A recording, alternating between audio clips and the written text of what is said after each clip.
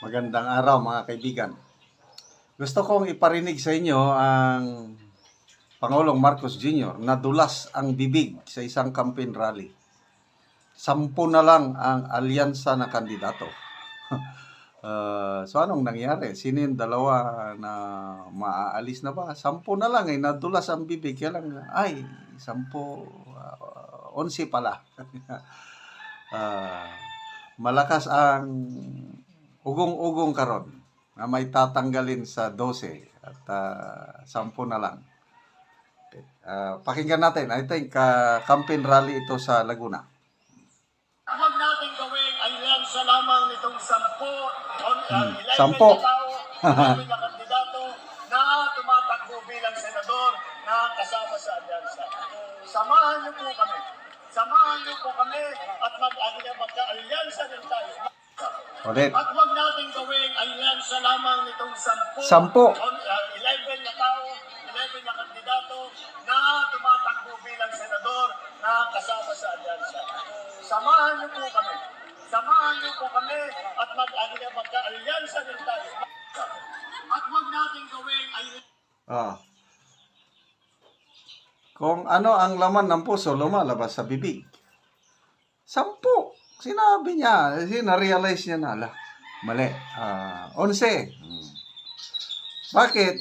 10 na lang. Ito, mga media na mismo ang, alam mo itong mga mainstream media, matunog din. Marami silang Ito, ang campaign manager ng Alyansa, Congressman Toby Changco ba daw? Tinanong siya ng media, yung may matatanggal na bang dalawa? Sino yung dalawa? Amy Marcos and Cynthia Villar. Kasi, 3 campaign rallies na hindi na nag-a-attend itong Senator Amy and Camille Villar, Congresswoman Camille Villar. Tacloban, Cavite, Laguna. Hindi na sila nag-a-attend ng rally. Line up ng alyansa. At saka yung isa pa po kasi there are also speculations na baka si Congressman Camille Villar will also be dropped from the slate. Okay. With regards to that question, I cannot answer that question for them. No? So, I think, like for 19, siguro siya dapat na makasagot nung tanong na yun. Hindi po lang. So wala pong pinag-uusapan po so far yung alyansa, pati yung nationalista regarding sa future nila sa slate. Wala. Thank you so much. Ulitan natin ha. Ulit. Ito. Are there any plans to Drop Senator Amy from the Senator Amy. alyansa. At saka yung isa pa po kasi there are also speculations na baka si Congressman Camille Villar will also Villar. Idra-drop. slate. Okay. With regards to that question, I cannot answer that question for them. No? So, I think, like for 19, siguro siya dapat na makasagot nung tanong na yun. Hindi po lang. So wala pong pinag-uusapan po so far yung alyansa, pati yung nationalista regarding sa future nila sa slate. Wala. Thank you so much. Are there any plans to So, ulitin ko ha. 3 campaign rallies na hindi nag-a-attend Camille Villar and Amy Marcos.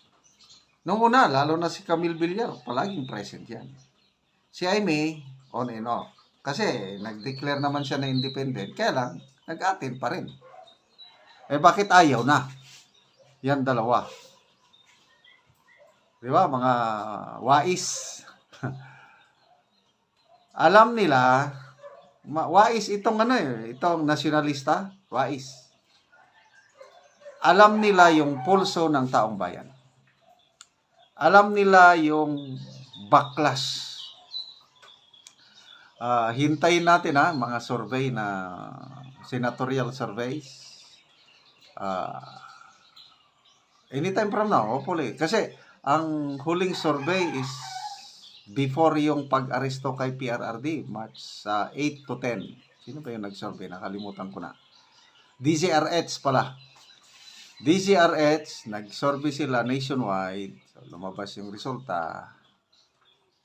Dito sa Mindanao, pasok na ang PDP Laban Bets. Top 6, top 7, pasok na. Of course, sa Luzon, okay pa to.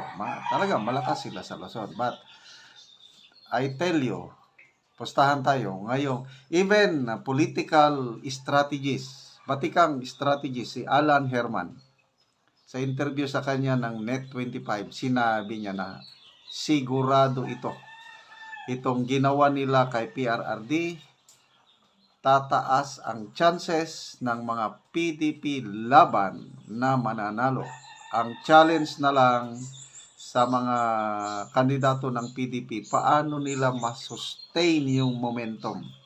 Paano nila gamitin itong pangyayaring ito para yung madrum up yung suporta ng taong bayan sa kandidato ng PDP laban. Ito yung hindi na-calculate ng kampo ng administrasyon ano ang magiging backlash. Kasi paparating ang eleksyon eh. Ang dami na ngayong nangangampanya na straight PDP laban, straight PDP laban.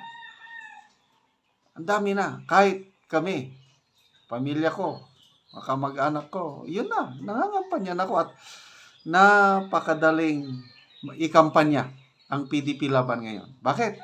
Marami ang nasaktan, marami ang galit, marami ang nalulungkot sa nangyari kay PRRD. So, ano ang ekspresyon nila yung lungkot, galit at pamamagitan ng balota. Kaya ulitin ko, wais itong si Camille Villar at Senator Amy na hindi na sila nag-a-attend sa mga campaign rallies. At nagsalita na yung mag-asawang Villar. Ayaw nila, tutol sila sa nangyari. I do not agree. We must not, sabi ni Senator Cynthia, we must not surrender any Filipino to a foreign entity. Sabi niya, I do not agree. Si Manny Villar naman, nakakalungkot yung ginawa nila. Panahon ni PRRD. Sinong DPWH Secretary? Mark Villar. So, maganda yung samahan ng Duterte at Villar. Kaya ako, alam ko, ang mga Villar, kahit nakipag-alyansa sa administrasyon, for lang yun, para lang, alam mo na, politika, sumakay lang sa kaya lang yung tunay na alyansa na mas malaki ang pinagsamahan ng mga Duterte at mga Villar. So, 10 na lang. Meron pa bang susunod na hindi na mag-attend? Tignan natin. Okay, mga kaibigan, salamat sa inyong pagsubaybay sa ating channel. Nakakatulong kayo ng malaki sa tribong